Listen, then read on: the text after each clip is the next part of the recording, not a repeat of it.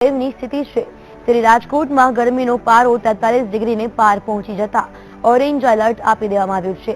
આજે રાજકોટનો પારો 44 ડિગ્રી પર પહોંચી ગયો છે। આમ રાજકોટમાં રેકોર્ડ બ્રેક ગરમી પડી રહી હોવાથી જનજીવન અસ્તવ્યસ્ત બન્યું છે, તો બીજી બાજુ રેકોર્ડ બ્રેક ગરમીથી પશુ પંખીઓની હાલત કફોડી બની છે। ત્યારે આરોગ્ય અધિકારીઓના જણાવ્યા અનુસાર લોકોએ ભરપૂર પાણીનું સેવન કરવાનું જણાવ્યું છે, સાથે જ હાલ ખોરાક પર પણ ધ્યાન રાખવા જરૂરી છે।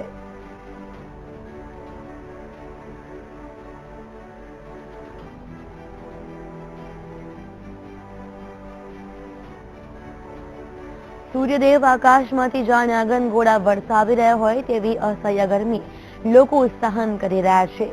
ત્યારે કાળઝાળ ઉનાળામાં ગરમીથી બચવા માટે શું કરશો? તો ગરમીથી બચવા માટે બહાર નીકળવાનું ટાળો।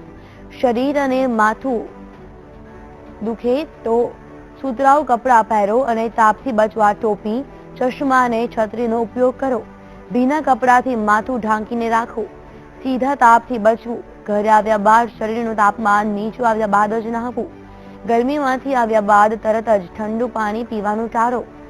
તો લૂ લાગવાથી બચવાના ઉપાય પર નજર કરીએ તો ઉનાળામાં પાણી, લીંબુ શરબત, છાશ, નારિયેળનું પાણી વધારે પીવો। વરિયાળી, કાચી કેરી, ગુલાબ અને કાળી દ્રાક્ષના શરબત પીવો। બને તો ઉપવાસ કરવાનું ટાળો અને સવારનું ભોજન 12 વાગ્યા પછી લઈ લેવું। તો હવે લૂ લાગવાના લક્ષણો પર નજર કરીએ તો માથા અને પગની પિંડીઓમાં દુખાવો, ઉલટી, ઉબકા અને ચક્કર આવવા, આંખે અંધારા આવવા, બેભાન થઈ જવું, ખૂબ તરસ લાગવી અને શરીરમાંથી પાણી ઓછું થઈ જવું આ ગરમી લાગવાના, લૂ લાગવાના લક્ષણ છે। તો મહત્વનું છે કે જે રીતે કાળઝાળ ગરમી પડી રહી છે ત્યારે આપે પણ હવે સાવચેત થવાની જરૂર છે। સુતરા કપડાં પહેરવાની જરૂર છે। ખાસ કરીને ઠંડા પીણા ખૂબ જ સારા નીવડે છે। મહત્વનું છે કે ઠંડુ પ્રવાહી શરીર માટે હિતાવહ રહે છે। ખોરાક પર પણ ખાસ ધ્યાન રાખવાનું જરૂરી બની રહે છે। તો અંગ દજાડતી ગરમી જે રીતે પડી રહી છે ત્યારે લૂ પણ લાગતી હોય છે। લૂ લાગવાથી બચવા માટે ઘણા ઉપાયો છે। મહત્વનું છે કે પ્રવાહી ખૂબ જ લેવી જોઈએ અને ખોરાક પર પણ ખાસ ધ્યાન રાખવું જરૂરી છે।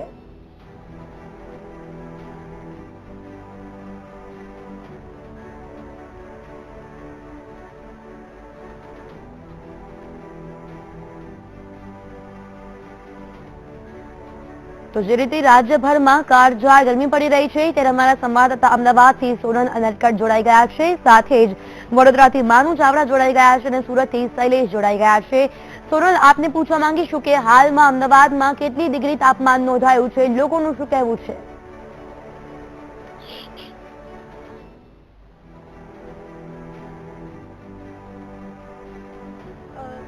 શુક્રવારથી લગભગ 5 દિવસ સુધી હીટવેવ થવાની આગાહી હવામાન વિભાગ તરફથી આપવામાં આવી છે અને તેના કારણે થઈને લગભગ અત્યારે અમદાવાદના મોટાભાગના રસ્તાઓ સુમસામ જોવા મળી રહ્યા છે। 42 થી 43 ડિગ્રી વચ્ચેનું તાપમાન ગણી શકાય અને લગભગ હીટવેવની આગાહી છે તો 45 ડિગ્રી સુધી તાપમાન વધવાની આગાહી કહી શકાય અને કોર્પોરેશન તરફથી પણ આ દિવસો દરમિયાન ઓરેન્જ એલર્ટ આપવામાં આવ્યું છે। એટલે સખત બળબડતી બપોર અત્યારે વર્તાઈ રહી છે। અમદાવાદના મોટાભાગના રસ્તાઓ સુમસામ છે। લોકો મોટે ભાગે ઘરમાં કે પછી ઓફિસમાં જ રહેવાનું પસંદ કરી રહ્યા છે। પણ જો ખાસ કરીને વાત કરવામાં આવે યંગસ્ટર્સની તો યંગસ્ટર્સને અત્યારે ચીલ આઉટ પોઈન્ટ જે છે તે બદલાવી રહ્યા છે। ખાસ કરીને ગરમીમાં યંગસ્ટર્સ માટે કયા પ્રકારે એન્ટરટેનમેન્ટ કરવું કે કયા પ્રકારે મિત્રોને મળવું તે એક બાબત અઘરી બની જતી હોય છે, પરંતુ યંગસ્ટર્સે તેનો રસ્તો શોધી કાઢ્યો છે અને મોલ એ માટે બેસ્ટ ઓપ્શન બન્યા છે। આવા જ કેટલાક યંગસ્ટર્સ આપણી સાથે વાતચીત કરવા માટે અત્યારે આપણી સાથે છે। આપણે તેમની સાથે વાત કરીએ કે તેઓ અહીંયા કયા કારણસર આવ્યા છે। નેહલ, આપ અહીંયા આવ્યા છો આજે મોલમાં તમારા મિત્રોની સાથે, કયા કારણથી આવ્યા છો, શું પ્લાન છે તમારો? આજે રજાનો દિવસ હતો। મોટાભાગે તો શિયાળાના દિવસોમાં અમે લોકો બહાર મળતા હોઈએ છીએ, બટ આજે ગરમીથી બચવા માટે કરીને અમે લોકો મોલમાં ભેગા થયા છીએ। ગરમીથી રાહત પણ મળી શકે અને સાથે સાથે ઠંડક થોડીક ને એન્ટરટેનમેન્ટ પણ થઈ શકે। તમારા મિત્રો સાથે આજે આપ ગરમીથી બચવા માટે થઈને મોલમાં આવ્યા છો, પરંતુ જો ઉનાળાની વાત કરીએ તો બહુ લાંબો સમય હજુ ઉનાળો રહેવાનો છે, તો તમારા મિત્રો સાથે મળવાના કઈ કઈ એવી જગ્યા છે જ્યાં તમે મળવાનું પસંદ કરશો કે પછી પ્લાનિંગ કયા પ્રકારની જગ્યા પરનું કરશો? વોટર પાર્ક છે કે કયા પ્રકારે તમે ગરમીથી બચવા માટે રાહત મેળવશો? મોટાભાગે તો અમે લોકો રેસ્ટોરન્ટ, કેફેઝ એન્ડ રાતના ટાઈમે મળવાનું પ્રિફર કરીએ છીએ। તો આવા જ હજુ એક યંગસ્ટર આપણી સાથે છે કે જે ગરમીથી બચવા માટે થઈને મણિનગરથી છે અહીંયા સુધી આવ્યા છે. શું નામ છે આપનું? નિખિલ. નિખિલ, આપ અહીંયા શોપિંગ માટે આવ્યા છો, તમારા મિત્રોની સાથે આવ્યા છો, શું કારણ છે અને શું શોપિંગ કરવા માટે આવ્યા છો? મણિનગરથી હું સ્પેશિયલ મારો મોબાઈલનું હેન્ડફ્રી લેવા માટે આવી રહ્યો છું. જસ્ટ બારે એટલી બધી ગરમી છે કે હું ગરમીથી બચવા માટે આઈસ્ક્રીમ સાથે બી લઈને આવી રહ્યો છું કે બારે એટલી ગરમી છે કે મોલ હું વધારે પ્રિફર કરું છું કે મણિનગરમાં બી સારા એવા છે મોલ્સ ને બધું, તો ત્યાંથી હું પ્રિફર નથી કરતો હેન્ડફ્રી લેવું. બટ અહીંયા સિટીની અંદર એવા સારા મોલ છે, અહીંયા સારું એસી છે કે એસીની અંદર તમે હાફ એન અવર તમારો સ્પેન્ડ કરી શકો. લાઈક કે તમે તમારી રીતે કંઈ બી ગરમી થતી હોય તો ગરમીથી બચવા માટે બેસ્ટ ઓપ્શન જોવા જઈએ તો મોલ છે. તો આપણે જોયું કે યંગસ્ટર્સ હવે ગરમીથી બચવા માટે થઈને મોલનો સહારો લઈ રહ્યા છે. ખાસ કરીને બપોરના સમયે જ્યારે બળબડતી બપોર હોય ત્યારે બહાર નીકળી અને ફ્રેન્ડ્સને મળવું એના કરતાં મોલમાં મૂવી જોવું કે પછી શોપિંગ કરવી તે વધારે પ્રિફર કરી રહ્યા છે. ચોક્કસ સીમાનું શું કહેશો? જે રીતે કાળઝાળ ગરમીથી લોકો હવે કંટાળી ચૂક્યા છે, હવામાન ખાતાનું શું કહેવું છે?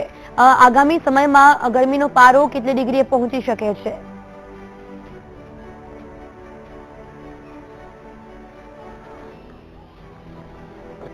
વડોદરાની ગરમી આજે 43 ડિગ્રીને પારો વટાવી ગયો છે. 43 ડિગ્રી ગરમી આજે વડોદરામાં છે. માણસો તો છેલ્લા 10 દિવસથી જે રીતે ગરમીમાં શેકાઈ રહ્યા છે, ગરમીથી આકુડ વેકુડ છે. આની સાથે પક્ષીઓ પ્રાણીઓ પણ ખૂબ જ પરેશાન છે. આજે અસહ્ય ગરમી પડી રહી છે, એના કારણે પ્રાણી સંગ્રહાલયના જે પક્ષીઓ અને પ્રાણીઓ છે એમને પણ એક પ્રકારે ખૂબ જ પરેશાની થઈ રહી છે. આ જે ગરમી પડી રહી છે એમાંથી રાહત આપવા માટે, પ્રાણીઓને રાહત આપવા માટે આ પ્રાણી સંગ્રહાલયમાં આ રીતે બપોરના સમયે સતત પાણીનો છંટકાવ કરવામાં આવી રહ્યો છે. આ પાણી જે છાંટવામાં આવે છે એના કારણે પ્રાણીને અંદર ટેમ્પરેચર મેન્ટેન થાય છે અને જે ગરમીનું પ્રમાણ છે એ ઓછું રહે છે. એના કારણે આજે વિદેશી પક્ષીઓ જે આની અંદર પ્રાણી સંગ્રહાલયમાં રાખવામાં આવ્યા છે એમને આ રીતે સતત પાણીનો છંટકાવ કરી અને એમને રાહત મળે એ પ્રમાણેના કાર્યવાહી કરવામાં આવે છે. આ સાથે એના જે એને ફ્રૂટ જે આપવામાં આવે છે એમાં પણ ઉનાળામાં ખાસ કરીને બદલી અને જે ઉનાળામાં પક્ષીઓને ઠંડક મળે, એમના જે પાચન શક્તિ પણ યોગ્ય રીતે થાય એવા પ્રકારના ફ્રૂટ છે એ પણ આપવામાં આવે છે. એટલે આમ મનુષ્યની સાથે સાથે પ્રાણીઓને પણ આજે ગરમીની અંદર ગરમીમાંથી રાહત આપવા માટે ખૂબ જ મહેનત કરવામાં આવી રહી છે. પ્રાણી સંગ્રહાલય દ્વારા આ જે પ્રાણીઓ છે એમને આ ગરમીની અસર ના થાય, ગરમીની જે હીટવેવ છે એની અસર ના થાય એના માટેના સતત પ્રયત્નો કરવામાં આવી રહ્યા છે. જી ચોક્કસ, ન માત્ર મનુષ્ય પરંતુ અબોલ પ્રાણીઓ, પશુઓ માટે જે રીતે વ્યવસ્થા કરાઈ રહી છે કે તેમને પણ ગરમીથી રાહત આપવામાં આવી રહી છે. શૈલેષ, આપ શું કહેશો? જે રીતે ગરમી પડી રહી છે, લોકો કયા રસ્તા અપનાવી રહ્યા છે ગરમીથી બચવા માટે?